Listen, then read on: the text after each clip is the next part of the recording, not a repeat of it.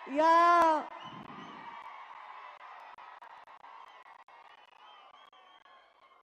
या जिल्ह्याचे आमदार ज्यांना 2009 मध्ये पहिल्यांदा गुलाल लागला तो भारतीय जनता पार्टीतूनच लागला आणि आता 2024 मध्ये परत आमदार म्हणून निवडून आले। ते ज्यांनी ही सभा आयोजित करण्यामध्ये मोठा लोकांचा संग्रह करण्यामध्ये योगदान दिलंय आणि प्रचंड उत्साहाने लोक टाळ्या वाजवत आहेत। राष्ट्रवादीचा खासदार निवडून आणला म्हणलं तरी भाजपच्या आमदारांच्या टाळ्या जास्त वाजल्या आहेत। ते आदरणीय सुरेश अण्णा धस। मंचावर उपस्थित आमचे ज्येष्ठ मार्गदर्शक, अनेक वर्ष ज्यांचा संबंध आमच्या परिवाराशी आहे आणि पहिल्यांदा लोकसभा निवडणूक त्यांनी सुद्धा इथून लढली, ते आदरणीय प्रकाश दादा सोळंके। मंचावर उपस्थित माझे सहकारी आमदार नमिता मुंदडा, आताच नवनिर्वाचित आमदार गेवराईचे विजयराजे पंडित आणि बीडचे आमदार संदीप क्षीरसागर।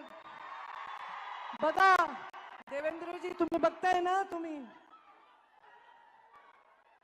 आणि मंचावर उपस्थित माजी आमदार,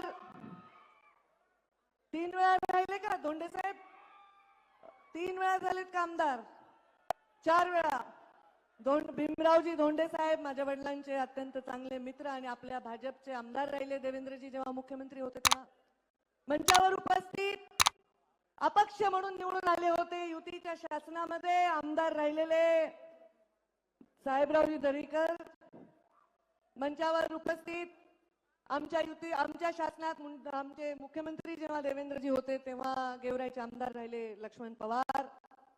मंचावर उपस्थित जलसंपदाचे सचिव दिलीप कपूरजी, आयुक्त गावडेजी, पाठकजी, जिल्हाधिकारी आमचे आणि आदित्य जीवणे सीईओ, समीर काझी अध्यक्ष वक्फ बोर्डाचे, आमचे भाजपाचे जिल्ह्याचे अध्यक्ष शंकर देशमुख आणि मंचावर उपस्थित सर्व इतर मान्यवर आणि या सभेला मोठ्या संख्येने आलेले सर्व शेतकरी बांधव, वडीलधारी मंडळी, तेवढ्याच मोठ्या संख्येने त्याहूनही अधिक संख्येने आलेल्या आमच्या लाडक्या बहिणी देवेंद्रजी, या सगळ्या तुमच्या लाडक्या बहिणी आहेत आणि अत्यंत जोरात घोषणाबाजी करून या कार्यक्रमाचा उत्साह वाढवत असलेले देवेंद्रजी, आपल्याला बाहुबली म्हणून संबोधित करणारे हे सर्व युवा बांधव।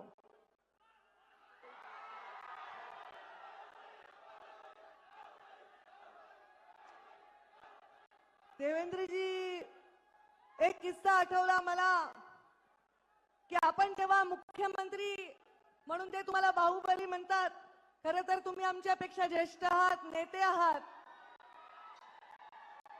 आणि आम्ही ज्या कॅबिनेट मध्ये काम करतो त्याचे तुम्ही प्रमुख आहात। तुमच्याविषयी आदरभावच नेहमी येतो, पण आज ममत्व भाव येतोय, कारण ते तुम्हाला बाहुबली म्हणत आहेत। काही वर्षापूर्वी मला शिवगामिनी म्हणत होती, तर शिवगामिनी बाहुबलीची आई आहे आणि त्याच्यामुळे मला आज तुम्हाला बघताना वेगळाच भाव आला।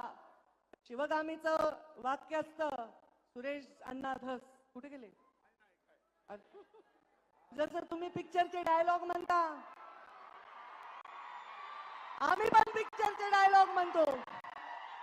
शिवगामीचं वाक्य असतं, मेरा वचन ही है मेरा शासन, आणि जे जाहीर वचन सुरेश धसांना मी दिले तेच माझं शासन आहे।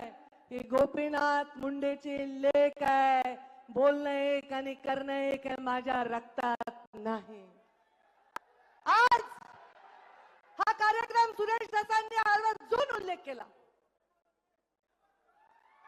काय उल्लेख केला? 2003 मधला उल्लेख केला। 2003 देवेंद्रजी फडणवीस मुख्यमंत्री महोदय, आपण कदाचित ज्यांना लहानपणापासून पाहत आला ते प्रमोद महाजन आणि गोपीनाथ मुंडेंचा किस्सा सुरेश धस अण्णांनी सांगितला। अण्णा, मी पण तुम्हाला म्हणते बरं का अण्णा, तुम्ही ताई साहेब म्हणत नाही, जशाला तसंच आहे आपलं प्रेमाचं नातं।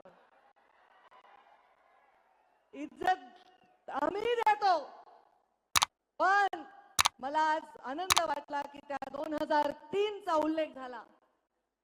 आदरणीय मुख्यमंत्री महोदय, मी तुम्हाला आठवण करून देऊ इच्छिते, म्हणजे तुम्ही सांगू शकता की याचा उगम आपल्या पक्षाच्या नेत्यांकडून झालाय. या ठिकाणी एक सैनिकी छावणी होण्याची प्रस्ताव जॉर्ज फर्नांडिस मंत्री असताना झाला होता. आणि हे पोरं आता घोषणा देत आहेत, युवा आमचे उत्साहित आहे, कदाचित लहान असतील, रांगत असतील, जन्मलेही नसतील. 2003 यामध्ये प्रमोद महाजनांना एक पत्र मुंडे साहेबांनी 2003च्या जानेवारी दिलं आणि 19 फेब्रुवारी 2003 ला जॉर्ज फर्नांडिसांना पत्र दिलं की हे 40-42 जे गाव आहेत हे माझे गाव आहेत, तिथे राहणारे माणसं माझे जीवाभावाचे, इथे सैनिकी छावण्या करू नका, इथे शेतकरींचा उदरनिर्वाह शेतीवर जातो, या जमिनी बागायती असून इथे पाणी येण्यासाठी इथे एखादी उपसा सिंचन योजना करा. हे 2003चं त्यांचं पत्र, ज्याचा आवर्जून सुरेश अण्णांनी उल्लेख केला. आपल्या जिल्ह्याच्या शेतकऱ्यासाठी, आपल्या जिल्ह्याच्या तळागाळातल्या माणसासाठी सदैव काम करताना, कुठली भूमिका घेताना कधी मागे पुढे बघायचं नाही. आजच्याही कार्यक्रमात चर्चा होती, पंकजा मुंडे येणार येणार येणार, का नाही येणार बाबा? सुरेशांना तुम्ही आपल्या जयदत्तचं लग्न केलं तेव्हा मला साडी घेऊन पत्रिका घेऊन आला होता, तेव्हा मी आले. धाकट्याचं नाव काय? सागरचं करताल तेव्हा बोलवलं तर येईन बाबा, नाही बोलवलं तर नाही येणार. पण हा कार्यक्रम शासनाचा आहे आणि आज तरी शासन देवेंद्र फडणवीस आणि पंकजा मुंडे मंत्री आहे, राधाकृष्ण वारके पाटील मंत्री आहे, तेव्हा मी आले. तुम्ही घरगुती कार्यक्रमाला बोलवलं तर येईन, पण हा सरकारी कार्यक्रम आहे आणि हा माझ्या शेतकऱ्यांच्या भविष्याचा कार्यक्रम आहे. त्यामुळे इथे कुठे बॅनर मध्ये फोटो आहे का, पत्रिकेत नाव आहे का, माझी खुर्ची कुठे आहे, ह्या कसल्याही गोष्टीत मी पडले नाही. तुमच्यात जरी बसून मला बसता आलं तरी मी आले असते. पण माझंही भाग्य मोठं आहे ना, मी पण मुख्यमंत्र्यांची लाडकीच वाटते, कारण मी त्यांच्या हेलिकॉप्टर मध्ये आले. पण देवेंद्रजी फडणवीसांना मला सांगायचंय, बीड जिल्ह्यात जेव्हा 6 पैकी 5 आमदार निवडून येतात तेव्हा तुम्ही मुख्यमंत्री होता. बीड जिल्हा फार लकी आहे, कारण बीड जिल्ह्यामध्ये 19 मध्ये 14 मध्ये 6 पैकी 5 आमदार निवडून आले. आता आमचे सहकारी आमच्या बरोबर आहेत, आमच्याबरोबर राष्ट्रवादी आहे, अजितदादा पवारांचेही आमदार आहेत. आम्ही मरमर करून काम करून निवडून आणलंय.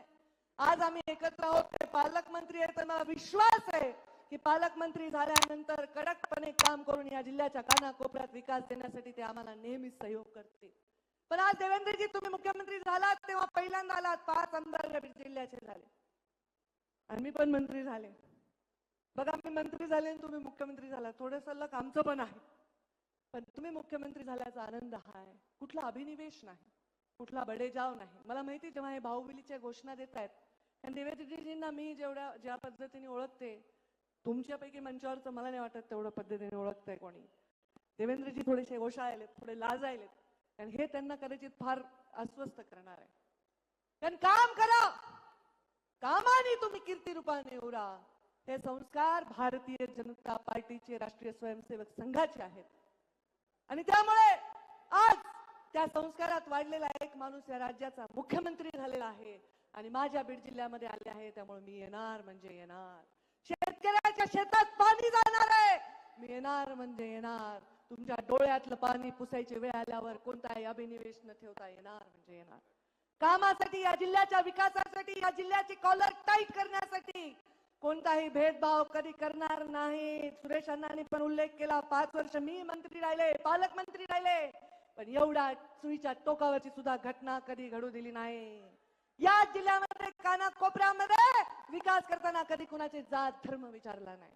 सुरेश अण्णांसाठी देवेंद्रजी फडणवीस उभे राहिले आणि आम्ही रात्रीचा दिवस एक केला आणि तेव्हा त्यांना निवडून आलं. ते म्हणले ते हरळ उगवली वगैरे, त्यांची भाषा खरंच आहे. काम करणाऱ्या माणसावर हरळ उगवते जर त्याला पद नाही दिलं, आणि त्याला पद देत असताना कधीही कुठल्या गोष्टीचा विचार नाही करणारं काम आम्ही केलेलं आहे. आज या बीड जिल्ह्याचं नाव या देशामध्ये अनेक क्रांतीवीरांमुळे झालं, गोपीनाथ मुंडे, प्रमोद महाजनांमुळे झालं, या जिल्ह्यामधल्या अनेक नेत्यांमुळे झालं. इथे सांगितलं की केशर काकू क्षीरसागर एक महिला असून सतत खासदार राहिल्या, विमलताई पालकमंत्री राहिल्या, प्रीतमताई खासदार राहिल्या. त्यांनी सुद्धा या खुंटेपाची ईसी देण्यासाठी 3 दिवस बसून तिथे ईसी आणून दिली. प्रत्येकाने याच्यामध्ये योगदान दिलेलं आहे. कारण या जिल्ह्याच्या शेतकऱ्याच्या पाठीमागे या जिल्ह्याच्या प्रत्येक पक्षाचा, प्रत्येक विचाराचा, प्रत्येक जातीचा नेता उभा आहे. हे चित्र या राज्यामध्ये जावं ही माझी इच्छा आहे.